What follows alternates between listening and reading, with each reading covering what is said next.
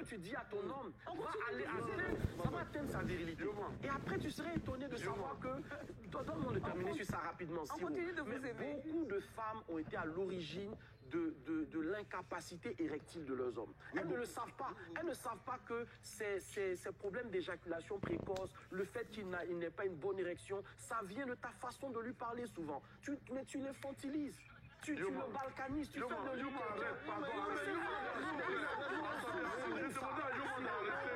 Parce que je voulais bénir le jour où Yoma est venu au monde. Vraiment, je bénis ce jour-là. Yoma, arrête. Non, mais on ne peut pas laisser les choses comme ça, il faut que Yoma, je bénis ce jour-là. C'est vraiment, je bénis la femme qui t'a... Je ne dis pas que toutes les femmes je bénis ta mère. Oui, je bénis ton père. Aujourd'hui, c'est moi. Je bénis le jour. Amen, je reçois. Mon frère. Je reçois. Mohamed Ali. Oui. Il se cache. Qu'est-ce qu'il faut dire? Qu'est-ce qu'il ne faut pas dire? À qui, Siro? À ta femme. C'est Yuma a raison quand il dit qu'il faut valoriser de temps en temps. Le problème, c'est que souvent, nos femmes, là, c'est quand on est en colère qu'elles veulent nous parler. Souvent, c'est... Tu sais, dans une dispute, on dirait que dans un couple, quand il y a une dispute, c'est comme un concours. Qui va faire le mal, le plus de mal à l'autre? Qui va sortir la parole la plus blessante à l'autre? Si il y a un truc, hein, tu sais, en temps normal, toutes les femmes en couple, toutes les femmes mariées savent à quel moment leur mari est disposé à engager un débat. Toutes les femmes. C'est-à-dire, ça peut être soit après le match, soit quand le gars a reçu de l'argent. En tout cas, elle sait à quel moment parler à son homme. Tu comprends, non? C'est d'attendre ce moment. Mais elle, sur le coin, elle estime que la façon dont elle reçoive là, c'est comme ça qu'elle va dire. Peu importe le moment, peu importe l'endroit. Il s'est déjà arrivé, par exemple, que tu sois avec des gens au salon, la femme a reçu une information et tout. Ça veut dire qu'elle ne va pas attendre, par exemple, que les gens la partent et tout. Elle va venir te diverser ça. Ou bien elle va te sortir une petite allusion devant les gens pour te faire comprendre qu'elle est fâchée, elle veut te parler et tout ça. C'est compliqué. Et quand c'est comme ça, nous, on rentre aussi dans... Je suis pas d'accord. Voilà. Non, on va venir sur toi. Je suis pas d'accord. Je suis pas d'accord. Je suis pas d'accord. Une relation avec une femme colérique. Déjà, quand on parle de femmes colériques, ça veut dire qu'on a eu le temps de la connaître. Et c'est pas maintenant on sait qu'elle est colérique. Non. Écoutez, je viens. C'est pas maintenant on sait qu'une personne est colérique.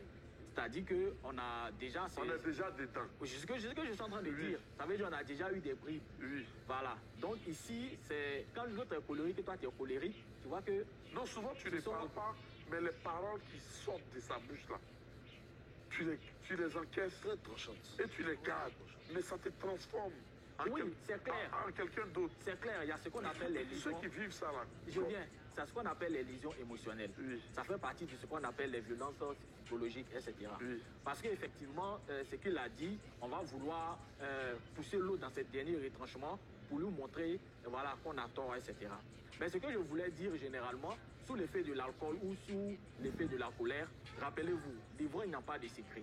En réalité, tout ce qui est dans ton subconscient et que tu ne peux pas dire directement, généralement, c'est sous l'effet d'une substance que tu vas vouloir lui dire. Donc, ce qui sort est vrai. Et ce que, enfin, malheureusement, ce que la personne est en train de dire là, c'est vrai. Donc, ce n'est pas la peine de dire que non, c'est parce que j'étais fâché que j'ai dit ça. En réalité, c'est ce que tu es en train de penser. Parce que pourquoi tu le penses réellement? On a quoi? Comment on appelle ça? On a l'inconscient, on a le conscient. Ok? Et au niveau du conscient, on a le moi, on a le surmoi. Tu comprends? Donc ça veut dire quoi? Quand l'information sort de l'inconscient et que ça veut venir dans le conscient, il y a un régulateur. Ça la doit sortir, ça la doit pas sortir. Parce que je fais plus attention, comment on appelle ça, de façon caricaturée, au sirop lucide. Parce que le sirop lucide choisit en fait ce qu'il est en train de me dire. Parce que le sirop lucide sait comment me parler pour ne pas, etc., etc. Mais le sirop d'ail, voilà. Le sirop d'ail est le sirop qui est vrai. À l'état animal. Voilà, il y a une injustice sur ce plateau. Ce qui est en train de sortir, je suis en minorité. C'est pas juste. Donc, je suis en minorité. Ce qu'on est en train de dire, c'est que nous tous ici, à chaque fois, on a voulu dire quelque chose à quelqu'un qui nous a mis dans un état. Mais qu'est-ce qu'on fait? On refoule. Pourquoi? Parce qu'on se dit que si ça sort, ça peut gâcher beaucoup de choses. Non, les femmes ne pensent pas comme ça. Ça peut gâter beaucoup de choses. Voilà pourquoi. Voilà pourquoi. Yoman, Ouais. comment bien communiquer en relation? Bon, alors, il n'y a pas forcément une bonne communication parce qu'elle va être adaptative. Ce que je vais dire là peut marcher avec certains et ne pas marcher avec d'autres parce que c'est pas comme... Parce qu'on a tout essayé souvent. C'est vrai, mais Siro, ce que je vais... Voilà. Toi et Piggy. Ce que je veux dire ici, c'est que on va donner des éléments qui devraient être des éléments dont on tient compte si on veut réussir. Après, chacun va utiliser son propre style, sa propre façon de faire et en fonction de sa personnalité. Je crois une chose qui est fondamentale. Le moment de la communication est aussi important que la communication elle-même. Si vous ne communiquez pas avec la personne au bon moment, si vous choisissez des moments qui ne sont pas adéquats pour communiquer, par exemple, la personne dort. C'est quoi ce truc de réveiller les gens dans leur sommeil pour leur parler? Je vais te parler. C'est quoi le truc en fait?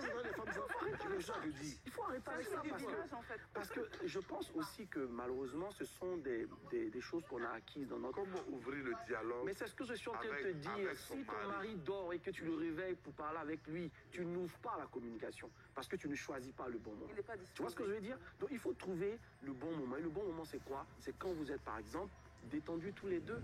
Il faut trouver des occasions comme ça. Bébé, réveille-toi, je vais te parler. Non, c'est pas adéquat. C'est pas adéquat. C'est pas parce que je vois à la maison, vos parents vous réveillent à 5 h du matin pour vous faire des remontrances que tout le monde doit vivre comme ça avec vous. Il faut arrêter avec ça. Donc, je voulais zoomer sur Yoman. Donc ça, c'est la première chose, le moment adéquat de la communication. Voilà. Le deuxième point essentiel, c'est ce que j'appelle l'ouverture. Imaginez un sandwich. Hein. On connaît à Abidjan le pain chien, n'est-ce pas? Ouais. Voilà. Ils étaient en zone 4, là.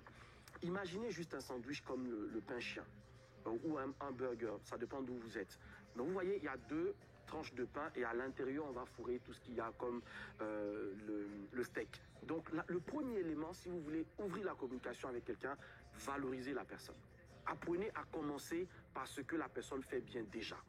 Ne commencez jamais à faire des remontrances, ne commencez jamais à accuser. Si vous accusez, la personne aura le réflexe de se défendre aussi. Parce que qui aimerait être accusé? À qui ça fait plaisir d'entendre des choses qui ne sont pas agréables? Et c'est ce qui se passe. Quand vous jouez à un jeu vidéo, on commence toujours par le niveau le plus faible. Ça encourage votre esprit. C'est comme si la zone de récompense de votre cerveau commencer à stimuler. Donc oui, je suis plus disposé à écouter ce que tu as à me dire. La deuxième chose fondamentale, c'est qu'il faut aller plus dans les améliorations que dans les critiques. C'est-à-dire, Siro, j'aime bien quand tu fais ceci, j'aime bien quand tu fais ça. Tu vois, tu es disposé. J'aurais tellement aimé que tu fasses ceci. Tu vois que c'est dans la continuité. Je ne suis pas forcément en train de te choquer. Tu es en train de me toucher même. Tu vois ce que je veux dire? Et ce qu'on oublie aussi, c'est que même quand on est en dispute, on est en désaccord, on est toujours amoureux. Je t'aime toujours. En fait, tu ne cesses pas d'être ma femme au moment où je ne m'entends pas avec toi. On n'est pas d'accord sur quelque chose, mais ce n'est pas avec toi que j'ai un problème. J'ai un problème avec ce que tu fais. Donc, je dois être capable de te montrer que ce que tu fais là ne me correspond pas. Et puis, en troisième lieu, là où beaucoup de couples échouent, c'est l'incapacité à accompagner l'autre dans la recherche de solutions. Tu vois, je ne suis pas content de toi, tu t'es mal comporté, je te balance à la figure, débrouille-toi mais change. Mais comment on accompagne? C'est ça le troisième élément justement. Quand tu as valorisé, tu as fait l'amélioration, c'est de motiver ton partenaire. De lui dire, tu sais chérie, je reste ton amour, etc. Je suis prêt à t'accompagner dedans. Si tu trouves que c'est difficile de faire ci ou ça, ensemble, on va essayer de trouver la bonne méthode. Ce que je dis là, des gens vont me dire, mais attends, moi je suis en colère et puis tu veux que je puisse... Mais en réalité, c'est pas des gens, les choses nous reviennent avec l'énergie avec laquelle on envoie. C'est comme l'effet boomerang. Si tu penses que tu n'es pas suffisamment calme, ce n'est pas le bon moment de parler à quelqu'un. Si tu penses que tu es encore sous l'effet de la colère, ce n'est pas le bon moment de parler à quelqu'un. Parce que la colère et l'ivresse ont les mêmes propriétés. Quand vous êtes ivre, vous dites des choses que vous ne pensez pas. Mais le problème, c'est que l'ivresse va passer et ce que vous avez dit restera. C'est la même chose quand vous êtes en colère. La colère va finir par passer. Il n'y a aucun état de colère qui est permanent. La colère passera, mais tout ce que vous avez dit sur l'effet de la colère va rester. Le drame, c'est ceci. C'est que tu as fini de dire des méchancetés à ton homme madame, parce que soi-disant tu étais fâché, parce que pour toi ne dors pas dans la mer, enfin, ils ont des expressions un peu bizarres là. Mais quand tu as fini de dire ça, il faut que je me défende là. quand tu as fini, On peut pas sur un plateau, on engueule les femmes comme ça. non, mais c'est important, si ce que je suis en train de dire là.